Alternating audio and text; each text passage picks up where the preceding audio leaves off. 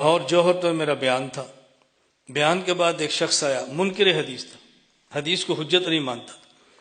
مجھے کہتے ہیں مولانا صاحب حدیث حجت ہے. میں نے کہا آپ کا کیا خیال ہے؟ کہتے ہیں حجت نہیں ہے. میں نے کہا دلیل کیا ہے؟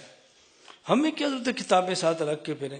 اپنی گاڑی میں جوس رکھو، کولڈ ڈرنک رکھو، ڈرائی فروٹ رکھو. یہ میں نے چیزیں رکھی ہوئی ہیں اس لیے کہہ رہا ہوں، ایسے نہیں کہ میں خالی باتیں کہہ رہا ہوں. اس میں اچھا سا شہد رکھو، زیتون رکھو، اپنا مسلح رکھو، اپنا شیمپو رکھو، اپنا سامان رکھو نا اپنا. تو لوگ پریشان، میرے پاس کتابیں نہیں ہوتی لیکن الحمدللہ ابھی تک مجھے دنیا کسی کونے میں ٹینشن نہیں ہوئی کہ میرے پاس کتاب نہیں ہے ابھی تک. اللہ آئندہ بھی کرم فرمائے گا. میں نے کہا دلیل؟ کہتا ہے جی رسول اللہ صلی اللہ علیہ وسلم نے فرمایا لا تکتبوا انی غیر القرآن. حضور نے فرمایا صرف قرآن لکھو، حدیث نہ لکھو. اگر حدیث حجت ہوتی تو حضور لکھنے کا حکم دیتے.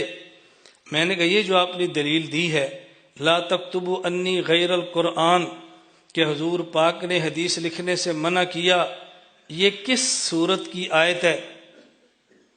یہ کس صورت کی آیت ہے؟ کہتا ہے یہ تو حدیث ہے. میں نے کہا وہ تو حجت ہی نہیں ہے، وہ تو نہیں حجت. حدیث حجت نہیں کیوں؟ حدیث میں آیا. میں نے کہا یار میں آپ کی بات نہیں سمجھا، اور بتاؤ.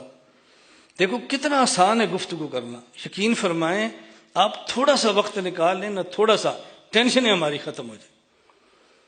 اللہ کہاں پر ہے؟